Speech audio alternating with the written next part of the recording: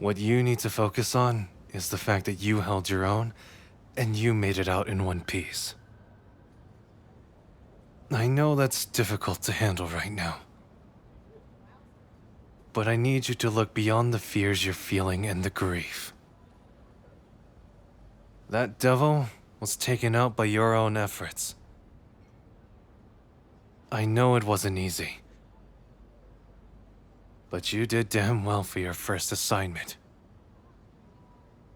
And now you're safe.